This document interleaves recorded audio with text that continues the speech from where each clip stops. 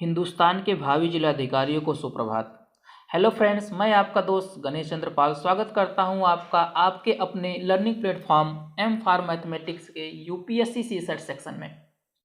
आइए दोस्तों, स्टार्ट करते हैं नंबर सिस्टम का पार्ट 2, जिसमें हम लोग पढ़ेंगे आज क्रम गुणित या फैक्टोरियल, जो कि बहुत इंपॉर्टेंट है। यूपीएससी में हर साल 1 या 2 क्वेश्चंस आते हैं फैक्टोरियल से, तो हम इसे बिल्कुल इग्नोर नहीं करेंगे और बिल्कुल बेसिक से सीखेंगे कि फैक्टोरियल होता क्या है, इसे कैसे लिखा जाता है, कैसे पढ़ा जाता है और कैसे रिप्रेजेंट किया जाता है।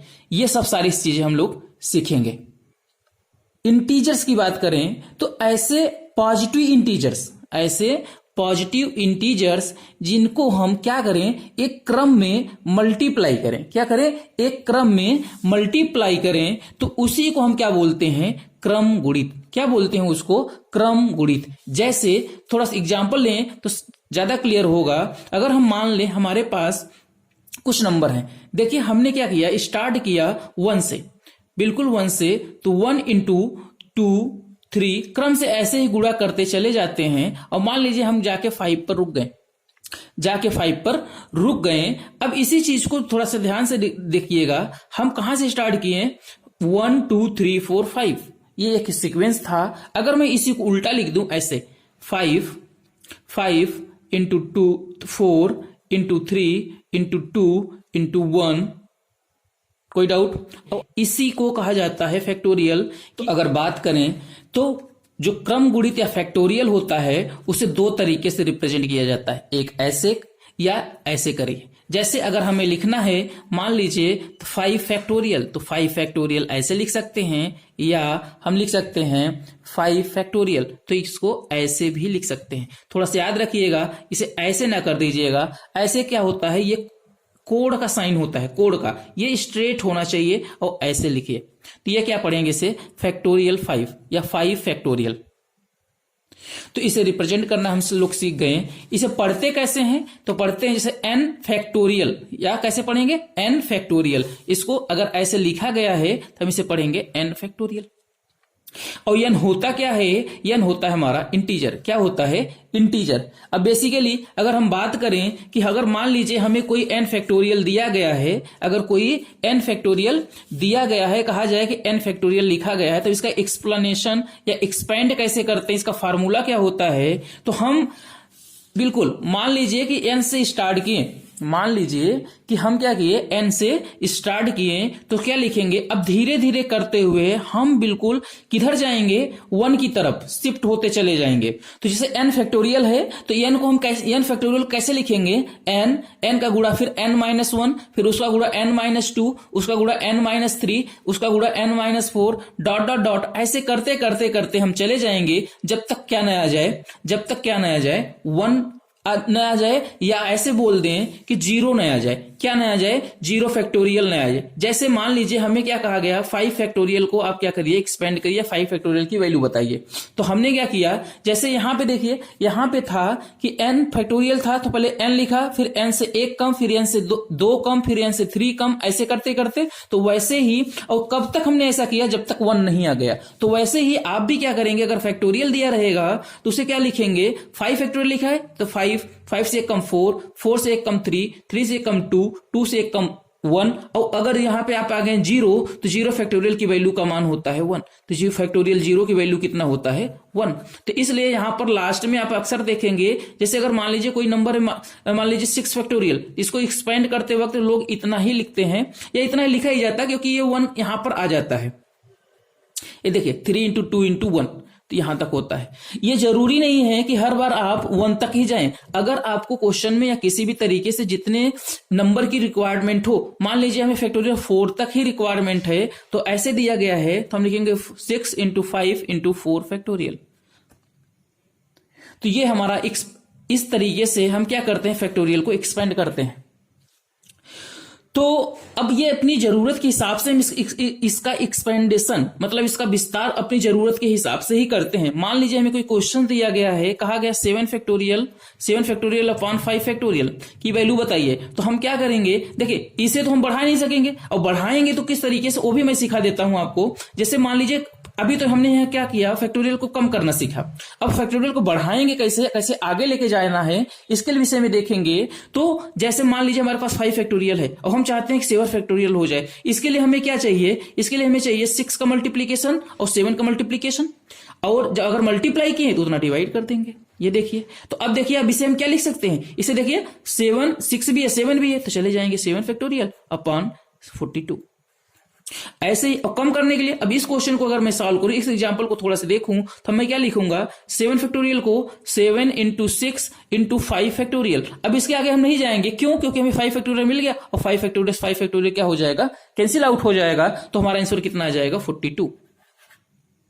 तो इस तरीके से क्या होता है, ये फैक्टोरियल को हम एक्सपेंड करते हैं। फैक्टोरियल में ये जो फार्मूला आप देख रहे हैं ये बहुत इंपॉर्टेंट है, इसे आप थोड़ा सा दिमाग में रख लीजिए, फिर बाकी क्वेश्चंस आराम से लग जाएंगे। इसको रिप्रेजेंट कैसे किया जाता है हमने सिखा दिया, पढ़ा कैसे जाता है सिखा दिया। एन होता क्या है, तो आप याद रखिएगा, कभी भी फैक्टोरियल के लिए फ्रैक्शन यूज नहीं होगा, हमेशा ये जो क्रम गुणित होता है फैक्टोरियल होता है इंटीजर के फॉर्म में ही रहता है। कोई डाउट? और यहां पे देख लीजिए क्या होता है, 0 फैक्टोरियल की वैल्यू का मान होता है 1। अगर आइए कुछ क्वेश्चंस, कुछ एग्जांपल देखते हैं जो आपके फैक्टोरियल या क्रम गुणित बेस्ड होंगे, जिससे हमारा कॉन्सेप्ट फैक्टोरियल को लेकर और भी क्लियर होगा। आइए पहला एग्जांपल देखते हैं। हमसे क्वेश्चन दिया गया है, हमें क्वेश्चन में कहा जा रहा है कि यदि 1 into 2 into 3 into dot dot dot n को एन फैक्टोरियल लिखा जाता है या द्वारा प्रदर्शित किया जाता है, तो factorial 9 minus factorial 8 plus factorial 7 को सॉल्व करेंगे तो क्या वैल्यू आएगी, क्या इसका मान क्या होगा। तो कुछ ऑप्शन दिए गए हैं, 5 into 7 into 13 factorial 6, 5 into 7 into 9 factorial 6, 6 into 7 into 8 factorial 9, या इसमें से कोई नहीं। तो आइए सॉल्व करते हैं इस क्वेश्चन को और सीखते हैं कि किस तरीके से हमें अगर फैक्टोरियल पे क्वेश्चन आते हैं तो हम उसे कैसे सॉल्व करेंगे। तो बेसिकली हमसे कहा गया है कि भाई factorial 9 minus factorial 8 plus factorial 7, तो बेसिकली हम किसको किस में ब्रेक करेंगे ये हम अपने ऑप्शन को देखेंगे। सबसे पहले देखिए हमारे ऑप्शन में फैक्टोरियल 6 पर हम चेक करेंगे कि हमारी भाई कौन सा ऑप्शन हमारा सही है। तो मतलब अब यहाँ क्या लिखा गया है, फैक्टोरियल 9, तो फैक्टोरियल 9 को हम क्या लिख सकते हैं, 9 इंटू 8 इंटू 7 इंटू फैक्टोरियल 6। अभी हम फैक्टोरियल 6 में इसे ब्रेक कर रहे हैं, तो क्या लिख दिया हमने, फैक्टोरियल 6। अब इसके आगे हम नहीं जा रहे हैं। हमने आपसे बताया था कि हम अपनी जरूरत के हिसाब से ही इसे एक्सपेंड करते हैं। तो यहां पे हमें हमारी जरूरत जो है वो कितनी है, फैक्टोरियल 6 तक है, तो हम फैक्टोरियल 6 तक ही इसे क्या करेंगे, एक्सपेंड करेंगे। इसके बाद देखिए फैक्टोरियल 8 है, फैक्टोरियल 8 को हमने कहां तक किया, 8 इंटू 7 इंटू फैक्टोरियल 6, यहां ब्रेक कर दिया। 7 है, 7 को भी देखिए हमने फैक्टोरियल 6 तक ब्रेक कर दिया। अब अगर आप ध्यान से देखेंगे तो हर एक पार्ट में फैक्टोरियल 6 क्या है, कॉमन। अगर फैक्टोरियल 6 कॉमन है तो हम उसे क्या ले लें, बाहर ले लें। और जब बाहर ले लिए तो यहां क्या बचेगा, देखिए 9 into 8 into 7 minus 8 into 7 plus 7। तो यहां से देखिए अगर आप ध्यान से देखेंगे सब में 7 है, तो एक बार 7 को भी बाहर ले लिया गया। अब यहां क्या बचा, 9 इंटू 8 माइनस 8 प्लस 1। तो अब यहां पे 8 9 जा 72 प्लस 1 माइनस 8। तो इसे सॉल्व करने के बाद कितना आया, 7 इंटू 6 फैक्टोरियल 73 माइनस 8। तो यहां से आया आपका 7 इंटू 65 फैक्टोरियल 6। अब यहां से देखिए 65 को हम क्या लिख सकते हैं, 65 को लिख सकते हैं, देखिए 13 5 जा 65। तो ये देखिए, तो यहां से हमारा जो आंसर आया है वो है 5 इंटू 7 इंटू 13 इंटू 6 फैक्टोरियल। तो ऐसा कोई ऑप्शन है हमारे पास, 6 फैक्टोरियल के 2 ऑप्शन है। पहला ऑप्शन क्या है, 5 into 7 into 13, 5 into 7 into 13 6 factorial, मतलब हमारा पहला ऑप्शन क्या हो गया, सही हो गया। तो हमसे कहा जा रहा है 9 पर चेक करने के लिए, तो हमने कहा हमारे पास क्या है, 9 फैक्टोरियल ऑलरेडी है।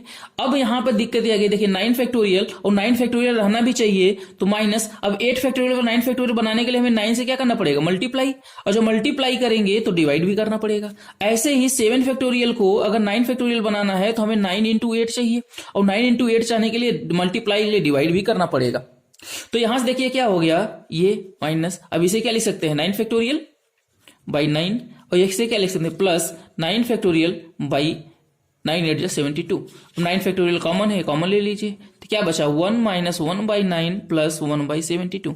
तो ऐसा कोई ऑप्शन आ रहा है जो हमारे पास हो कि ये क्या आ गया, ये एक फ्रैक्शन आ गया। देखिए फ्रैक्शन में आ रहा है, यहाँ पर फ्रैक्शन में कोई भी ऑप्शन नहीं दिया है, इसलिए हम इस तरीके से ये हमारा ऑप्शन क्या हो जाएगा, गलत हो जाएगा। मतलब हमारा ऑप्शन कौन सा करेक्ट है, ए। आइए एक एग्जाम्पल और देखते हैं। क्वेश्चन में कहा जा रहा है यदि एक पूर्णांक इंटीजर n के लिए, कोई एक पूर्णांक है, ठीक है, कोई एक पूर्णांक है n, उसके लिए दिया गया है कि n factorial equal to n into n minus 1 n minus 2 dot dot dot 3 into 2 into 1 हो तो 1 factorial plus 2 factorial plus 3 factorial plus dot dot dot 100 factorial जब 5 से विभाजित किया जाएगा तो कितना शेष बचेगा, तो कितना शेष बचेगा। तो हमसे कहा जा रहा है कि 1 फैक्टोरियल से लेकर के 100 तक के अगर फैक्टोरियल के साथ हर एक नंबर को ऐड किया जाता है और उसे क्या किया जाता है 5 से डिवाइड किया जाता है तो कितना रिमाइंडर या शेष आएगा।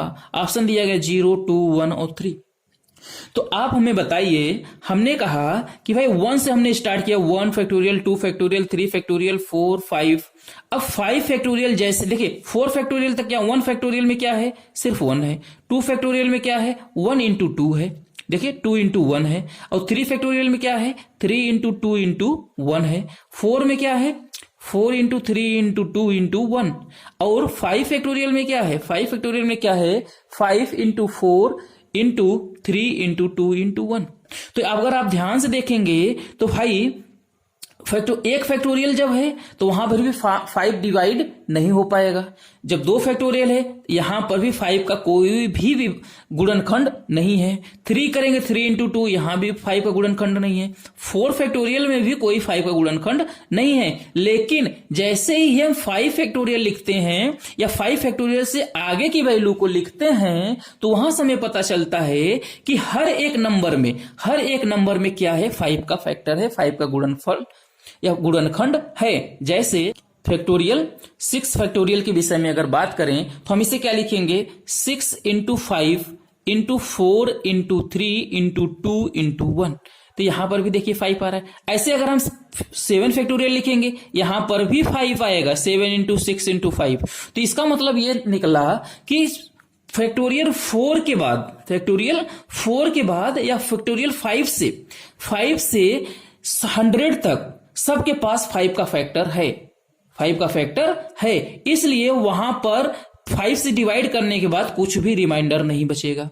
लेकिन 1 factorial plus 2 factorial plus 3 factorial plus 4 factorial इनके जो वैल्यू होंगे इनमें क्या होगा 5 पूरी तरह से विभाजित नहीं कर पाएगा। तो इसका मतलब क्या निकल के आया कि यहां पर हमें 5 से रिमाइंडर मिल सकता है। अब आइए चेक करते हैं कि भाई यहां से कितना रिमाइंडर मिलेगा। तो 1 का फैक्टोरियल 1 था, 2 का फैक्टोरियल 1 इंटू 2 इंटू 1 था, प्लस 3 फैक्टोरियल क्या था 3 इंटू 2 इंटू 1 था, और 4 फैक्टोरियल क्या था 4 इंटू 3 इंटू 2 इंटू 1 था। तो ये देखिए 1 प्लस 2 प्लस 6 प्लस 4 12 दूना 24 24। इसे सबको ऐड करेंगे तो कितना आ गया 33 आ गया इनका सम। अब हम क्या करें 33 को डिवाइड कर दे 5 से, 5 जा 25, 5 6 जा 30 और कितना बच गया रिमाइंडर 3। तो इसका मतलब यही हमारा रिमाइंडर होगा।